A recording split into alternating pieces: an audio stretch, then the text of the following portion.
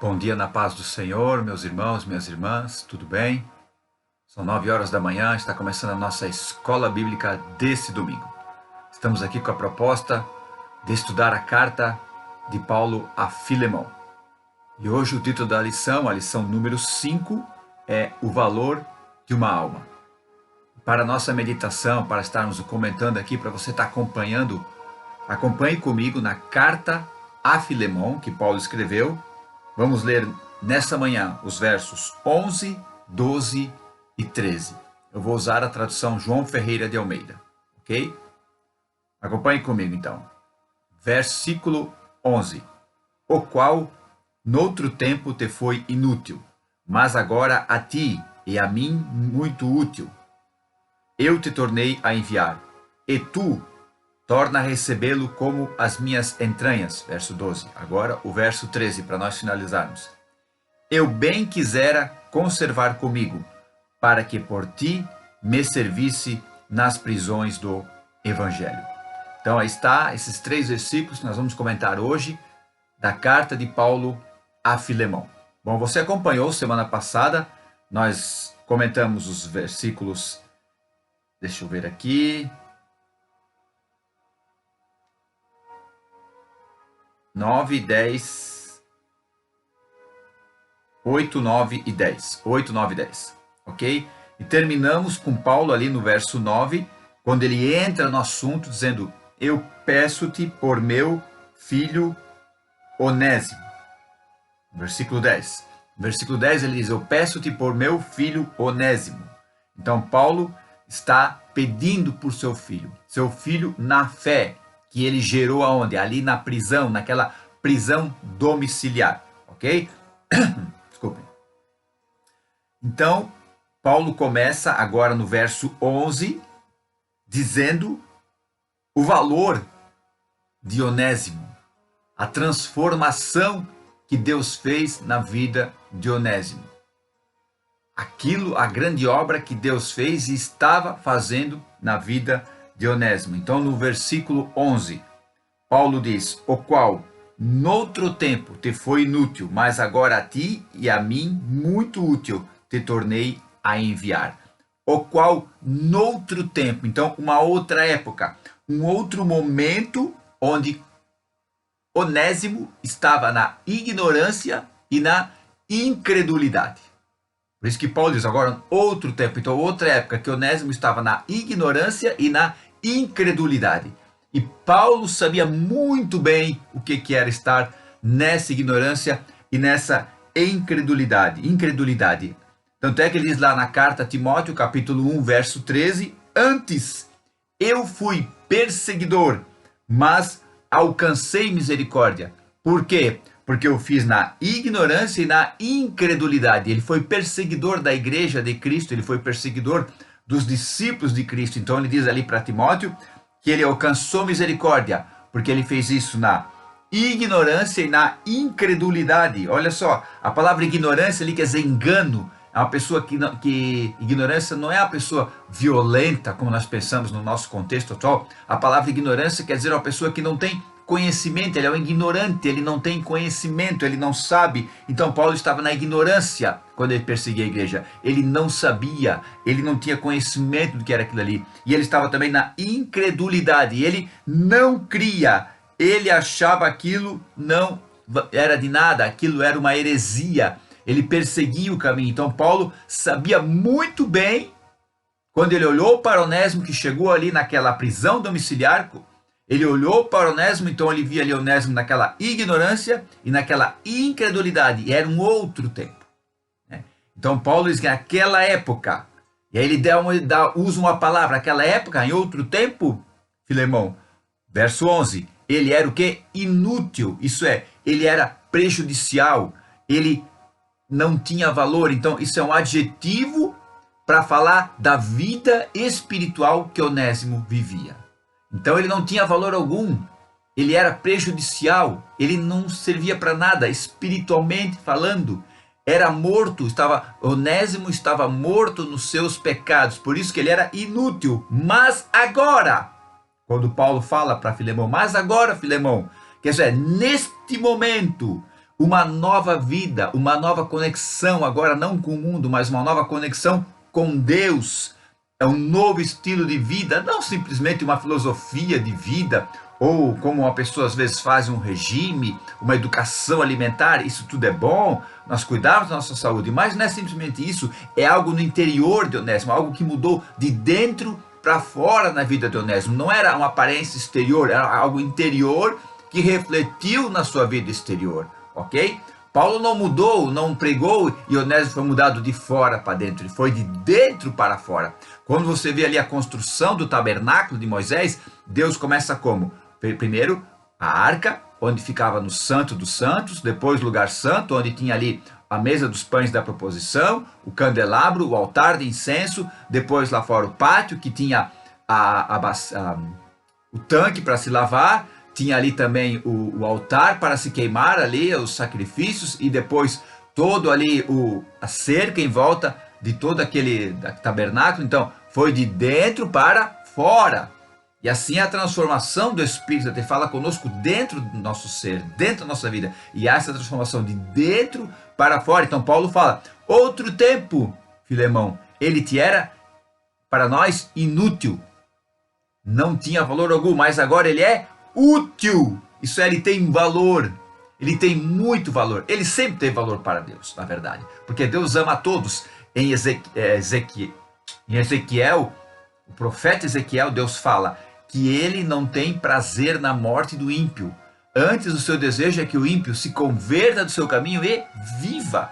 Então Deus ama todos. Todos têm valor para Deus. Agora depende da resposta que o ser humano dá para Deus. Se for uma resposta positiva, uma resposta que creu na mensagem do Evangelho, ele de inútil se torna útil para o Senhor. Então Paulo fala, agora, Filemão, ele é útil para mim e para ti. E útil por quê? Porque Paulo sabia que agora ele era útil, porque ele era salvo, então ele era útil em prol do reino de Deus. Como Paulo fala lá, Pedro fala na sua primeira carta, capítulo 2, verso 10. Outro tempo não erais povo, mas agora sois povo de Deus. Não tinhas alcançado misericórdia, mas agora alcançastes misericórdia. Então, quando nós estamos longe de Deus, quando nós estamos na incredulidade, na ignorância, nós estamos longe da misericórdia de Deus. Mas quando a mensagem do Evangelho chega na nossa vida, vem o desejo de Deus que nós aceitemos a Cristo, a misericórdia nos alcança. Então quando Pedro fala, outro tempo não erais povo, isso é o quê? Escolhido de Deus. Não eras povo, mas agora vocês se tornam povo de Deus. Verso 2, capítulo 2, versículo 9, Pedro fala de uma coisa tremenda ali, que as pessoas se tornam. Agora vocês, capítulo 2, verso 9 da primeira carta de Pedro, agora vocês são geração eleita, sacerdócio real, nação santa, povo adquirido. Olha só, olha o que Pedro está dizendo na sua carta. Geração eleita, isso é uma família escolhida. Sacerdócio real, isso sacerdócio real fala do quê? Do serviço em prol do rei, em prol do reino de Deus. É como se você estivesse trabalhando para o rei no palácio dele. Sacerdócio real. Nação santa. A palavra nação ali fala dos gentios, porque o judeu achava, os primeiros discípulos de Cristo, os judeus, achavam que a salvação era só para os judeus, mas não, Deus vem dizer que é para toda a humanidade, para todo aquele que nele crê. Então a palavra nação, quando é nação santa, a palavra nação fala dos gentios, então os gentios que foram separados para Deus, aleluia, foram separados para Deus, povo adquirido, isso é, pessoas resgatadas, pessoas que foi pago alto preço, que creram na mensagem e aceitaram o preço da cruz, o preço do sangue de Cristo e foram resgatadas do pecado. Glória a Deus. Então olha só o que Pedro fala. Geração eleita, sacerdócio real, nação santa, povo adquirido. Glória a Deus, para um propósito, para que anuncieis as virtudes do Senhor, para anunciar o poder de Deus, para anunciar a salvação em Cristo Jesus. Tudo isso tem um propósito. Por isso que Paulo fala, eu, servo de Cristo, sou servo de Cristo. Paulo era amigo? Sim, era amigo, mas ele se considerava servo de Cristo. A palavra servo no grego é doulos, que tem o mesmo significado que escravo. Então olha só, como Paulo se dizia de Cristo. Eu sou prisioneiro de Cristo, como ele fala nessa carta a Filemão. Eu sou servo de Cristo, como ele fala lá na primeira Romanos capítulo 1, versículo 1. Servo de Cristo, isso é escravo de Cristo. Então olha só, então Onésimo era assim, ele era inútil, mas agora ele é útil. Inútil, ele era útil, olha só que diferença. Ele era útil para o mundo, inútil para o Rei de Deus. Agora inverteu. Agora ele é inútil para o mundo e é útil em prol do reino de Deus. Por isso que Jesus fala no Evangelho de João: o meu reino não é deste mundo. O meu reino é celestial, o meu reino é eterno. Aleluia. Então agora Onésimo, o valor dele, Paulo mostra, olha aí, Filemão, ele antes era inútil para mim, para ti. Por quê? Porque ele não pertencia ao reino de Deus. Agora a mensagem do Evangelho chegou na vida dele e ele se torna útil em prol do reino de Deus. Então ele é, ó Filemão, agora ele é útil tanto para mim e quanto para ti. Então agora Filemão estava vendo aquilo ali, ia receber essa carta de Paulo, ia ler essa carta e entender a grande transformação que Deus havia feito na vida de Onésimo. Então Paulo envia Onésimo de volta para o seu dono. E é interessante que o próprio Onésimo entregaria essa carta para o Filemão. Olha só. Então, Onésimo, ele fugiu e deu um prejuízo material a Filemão. Então, pode ser que Onésimo, era como o nome Onésimo quer ser lucrativo, né? Então, ele devia ser um escravo, não simplesmente talvez para fazer força, eu penso assim, né? Um pensamento meu. Talvez não fosse um escravo de fazer força, talvez era um escravo que fazia atividades mais administrativas, vamos falar assim. Então ele tinha uma certa liberdade de ir e vir. Eu penso que é a mesma ideia de José lá com o Potifar. Talvez a mesma ideia. Então olha só, então ele é um escravo muito útil para Filemão. E quando ele fugiu, ele deu prejuízo para Filemão. Só que agora Onésimo não volta mais como um bem material readquirido. Agora Onésimo volta como irmão em Cristo. Olha o lucro, olha a importância. Então os caminhos de Deus às vezes são insondáveis, inescrutáveis, como Deus trabalha. Onésimo na casa de Filemão, escravo dele. De repente ele foge, vai parar na prisão onde Paulo está. Paulo prega o evangelho para Onésimo, Onésimo se converte e agora ele volta para o seu dono. Não como um escravo, não como um bem material, mas como um irmão em Cristo. Olha como Deus trabalha. Talvez, Filemão, sendo cristão, sendo crente, pregou para Onésimo. E Onésimo não entendia, não aceitava, não acreditava e fugiu do seu dono. Porque quem quer ficar preso? Quem quer ficar preso? Então fugiu para o seu dono. E lá com Paulo ele entendeu. Quer dizer que Filemão não conseguia pregar? Não, é o trabalhar de Deus, gente. É o trabalhar de Deus, olha que interessante. Então lá Paulo prega para ele, se converte, agora ele volta para Filemão, volta para o estado original. Só que agora não vai mais ser como um escravo, e sim como um filho de Deus, como um irmão em Cristo. Por isso que Paulo fala no versículo 12 da nossa lição, que nós estamos aqui comentando. E tu, Filemão, torna a recebê-lo como as minhas entranhas. Então, torna a recebê-lo, Filemão. Então, Paulo fala no verso 11, antes ele era inútil, agora ele é útil. Então, Filemão, recebe ele, torna a recebê-lo, recebe de volta, Filemão. A palavra tornar quer dizer como a espécie de um tribunal, tu se entregando para alguém superior num tribunal. Então, Filemão tinha autoridade sobre Onésimo. Claro, Onésimo era um bem material dele, sim. Ia ser diferente agora, com certeza, mas ainda Filemão era o superior sobre Onésimo. Onésimo estava sob a vida de Filemão.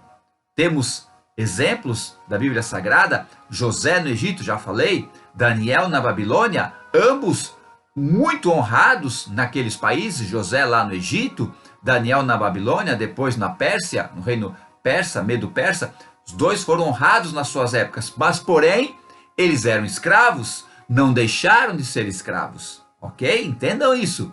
Eles não foram eleitos por uma votação, numa eleição, não. Eles eram escravos, iam ficar lá até o fim da sua vida. E foi o que aconteceu. José ficou no Egito até o final da sua vida, ele era escravo. Quando ele foi enterrar seu pai Jacó, teve que pedir permissão para o faraó. Olha, eu quero lá enterrar meu pai, o faraó permitiu, e ele voltou depois para o faraó.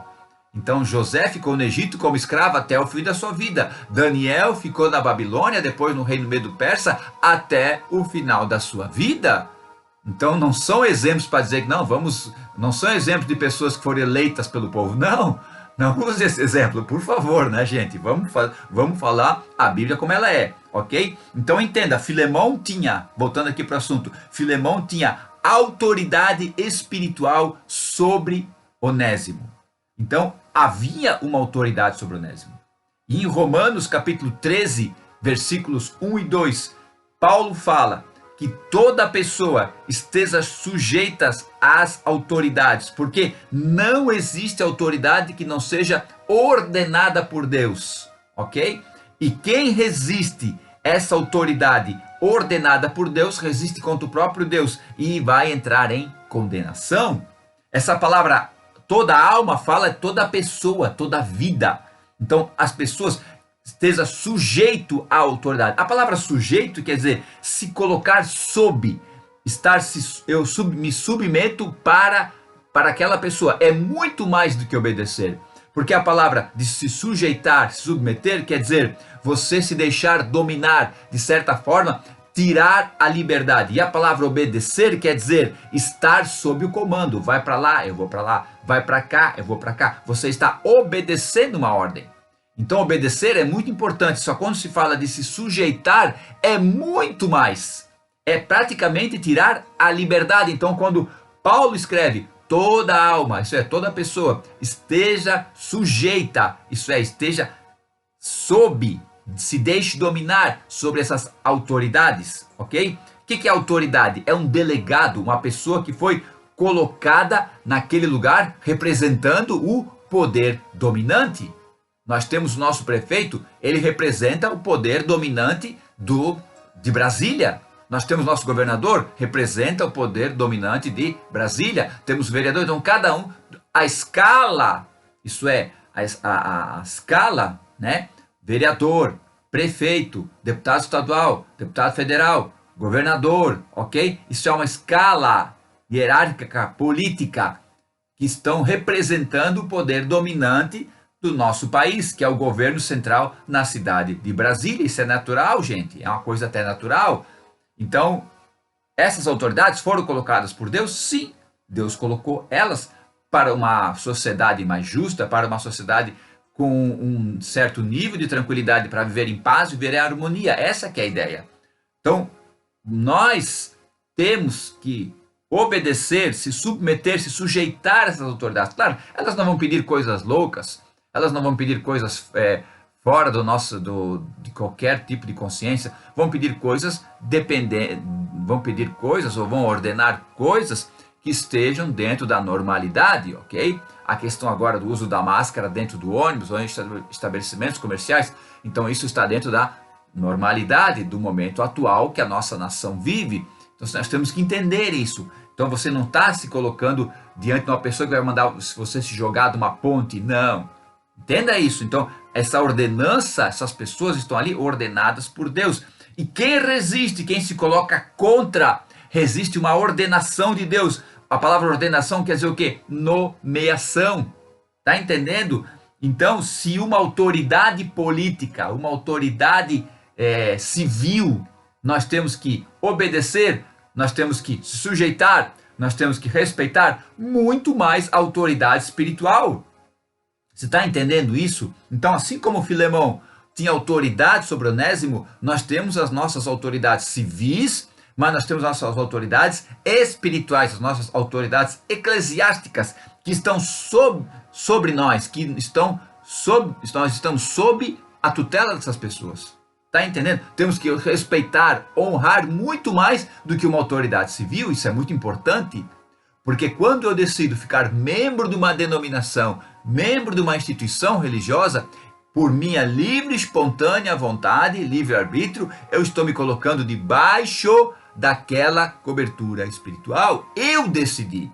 Então eu tenho que aceitar aquelas propostas, eu tenho que aceitar, posso até não gostar, mas se eu decidir ficar ali, eu decidi congregar naquele lugar, eu tenho que respeitar aquela autoridade. Eu tenho que respeitar o meu líder, eu tenho que honrar ele, até tenho que honrá-lo. A palavra honrar fala de quê? Fala de dar o valor que a pessoa merece. A palavra honra quer dizer dar o valor que a pessoa merece. É muito mais do que fazer uma homenagem. Vamos honrar o fulano, vamos fazer aqui uma homenagem para ele. Isso é tudo muito bom, mas a palavra honra quer dizer, é muito mais do que fazer uma homenagem. É dar o valor que a pessoa merece. No Velho Testamento, a palavra honra, um dos significados no hebraico é peso. Mas por que peso? Falando da responsabilidade. Então Paulo envia Onésimo de volta para Filemão, por quê? Porque Filemão tinha autoridade sobre Onésimo. Paulo entendia muito bem isso, muito bem. Se o Filemão desse carta de alforria para Onésimo, e Onésimo não quisesse mais ficar ali, ele saísse, aí sim, a autoridade de Filemão acabava sobre a vida de Onésimo. Autoridade espiritual, vamos dizer assim, estão falando de autoridade eclesiástica, autoridade espiritual, tá entendendo? E assim os líderes também têm que entender isso.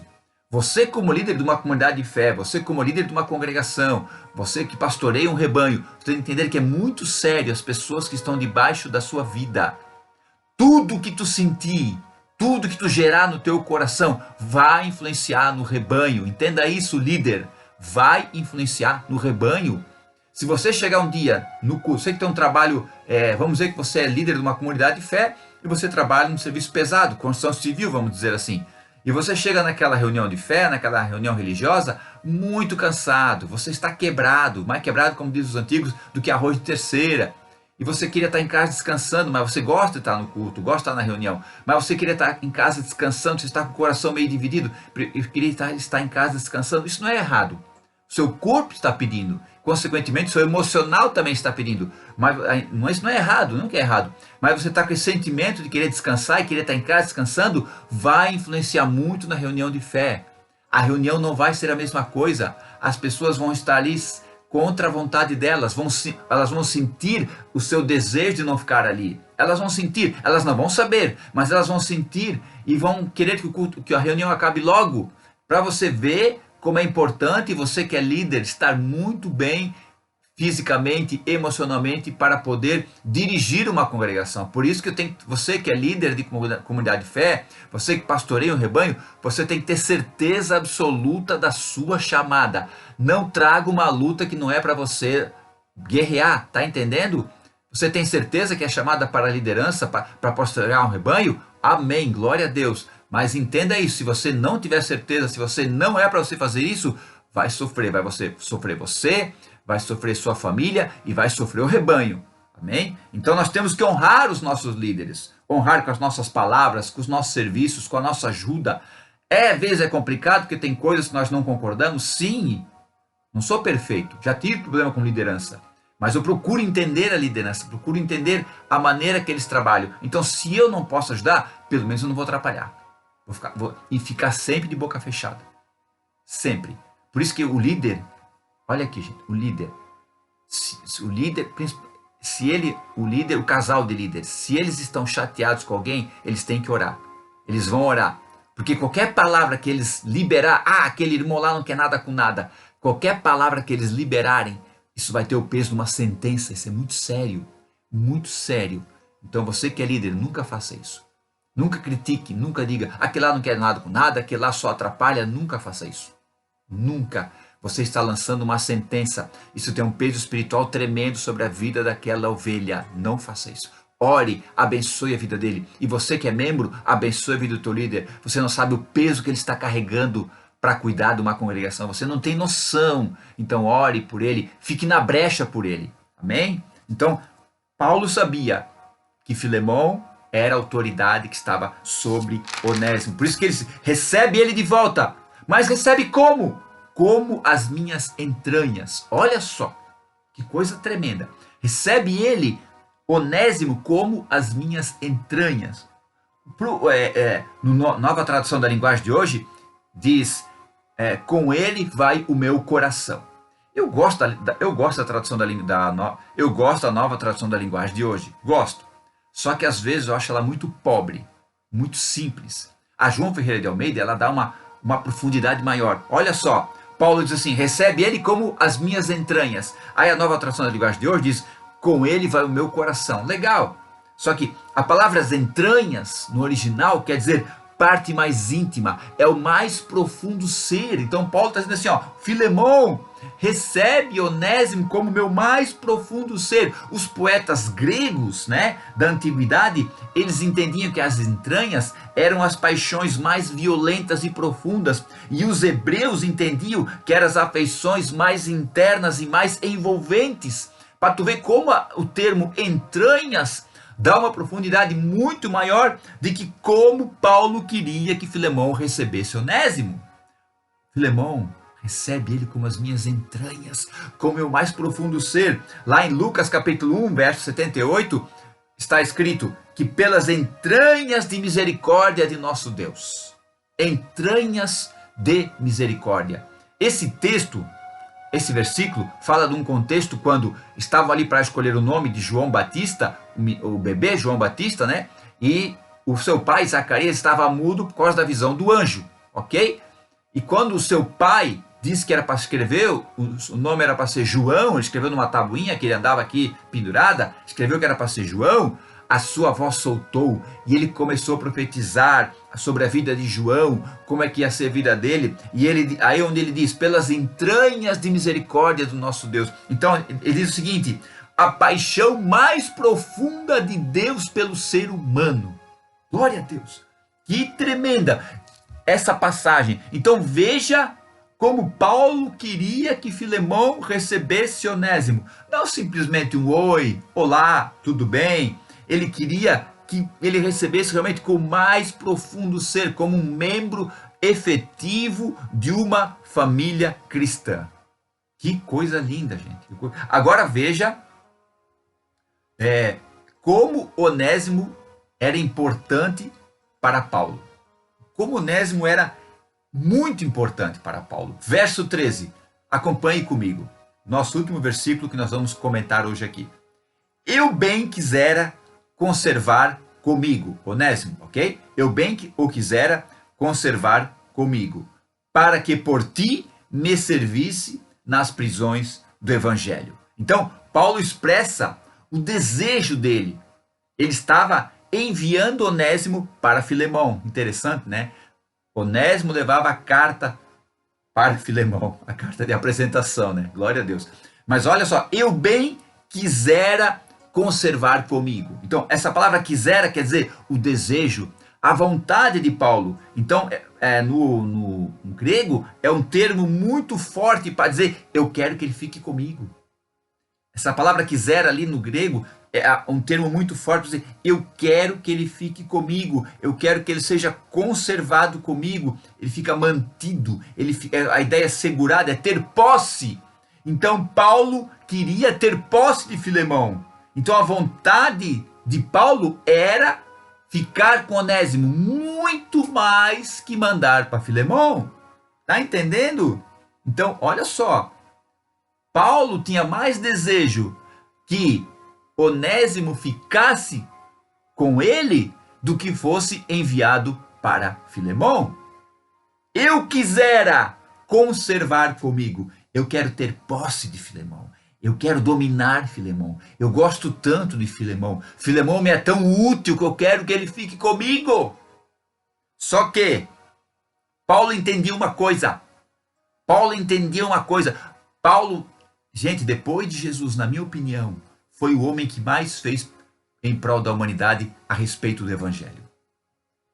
Em prol do evangelho, para mim, na minha opinião, teve grandes pregadores, homens que ganharam milhões de pessoas, mas a contribuição de Paulo em prol do evangelho não teria como nós estarmos tão bem abalizados com as suas cartas, com toda a sua teologia cristã, porque assim, nós entendemos assim, ó, os evangelhos, Mateus, Marcos, Lucas e João, eles são a exposição da salvação, ok? A exposição, está sendo exposto à salvação. O livro de Atos é a expansão da salvação. E de pregar o evangelho, o livro de Atos, né? É a expansão da salvação. E as cartas de Paulo, de Pedro, ok? Coloco Tiago, né? De Tiago. As cartas são a explicação da salvação. Tá entendendo? Então, as cartas elas explicam da salvação. E Apocalipse é a consumação da salvação. Então, olha só que coisa tremenda. Então, o Novo Testamento foi escrito o quê? É a mensagem da salvação exposta para a humanidade. Sendo exposta nos evangelhos, sendo anunciada em livro de Atos, sendo explicada nas cartas e sendo consumada no livro de Apocalipse. Isso é tremendo, gente. Coisa linda. A Bíblia é fantástica. É fantástico. Eu tento ler outros livros bons, só que eu gosto muito de ler a Bíblia. Eu não contava. Até 7 eu contei, aí eu ficava no meu coração. Eu contei 7 vezes a Bíblia. Hoje preciso assim, daí? Eu pensei, é verdade, né? E daí? Aí parei de contar. Não conto mais. Leio sempre, leio várias vezes, muitas vezes, mas não conto mais quantas vezes eu li. Que a honra e glória do Senhor Jesus. E não é porque eu li 20, 30, 50 vezes, isso vai trazer algum galardão para mim. Quanto mais for dado, mais será cobrado. Amém? Então Paulo entendia uma coisa. Que, apesar de ele querer ficar com Onésimo, ele viu que é hora de despedir Onésimo. Era hora de enviar Onésimo. Olha só o que Jesus fala para os discípulos. Evangelho de Lucas, capítulo 24, versículo 49.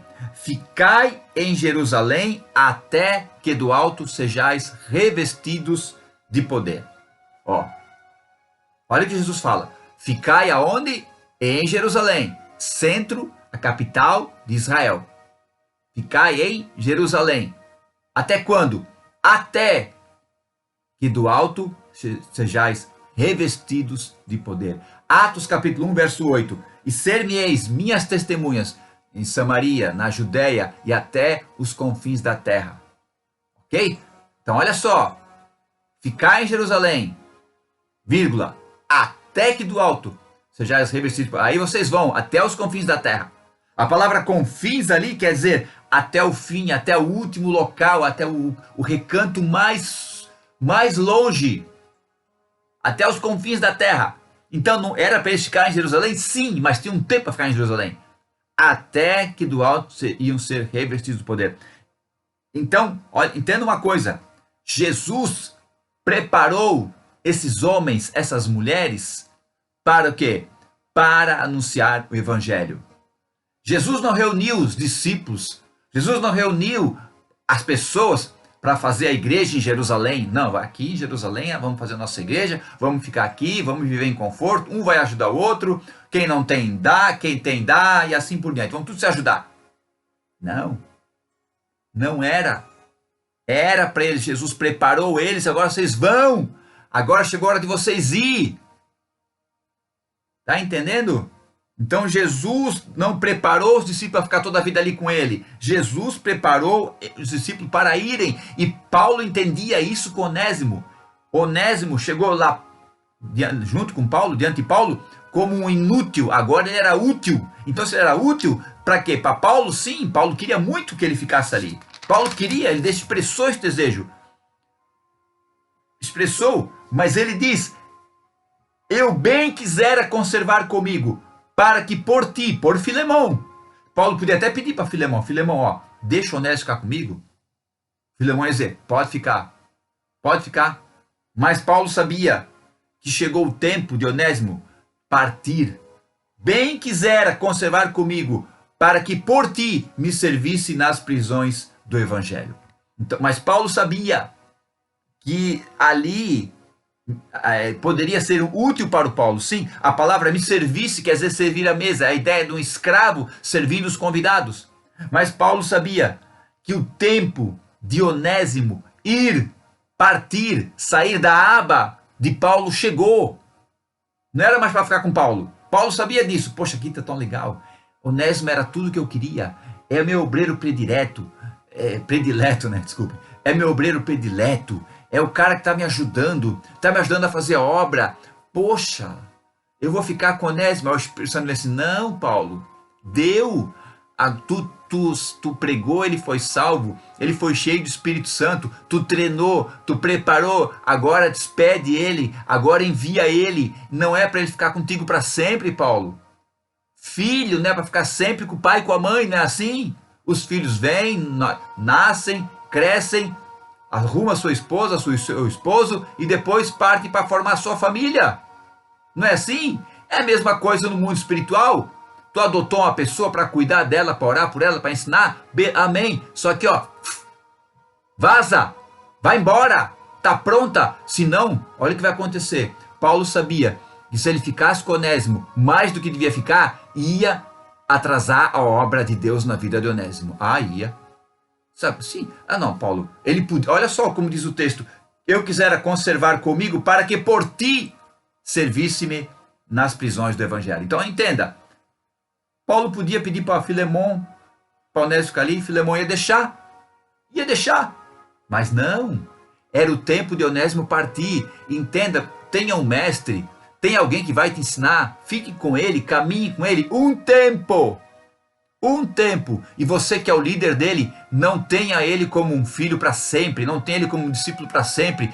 Vai chegar a hora que você vai ter que despedir ele, vai dizer, agora tu segue o teu caminho, agora tu vai fazer a obra que Deus quer na tua vida, continua agora não precisa mais de mim. Você tem que entender isso, você que é líder, e você que é liderar também tem que entender isso.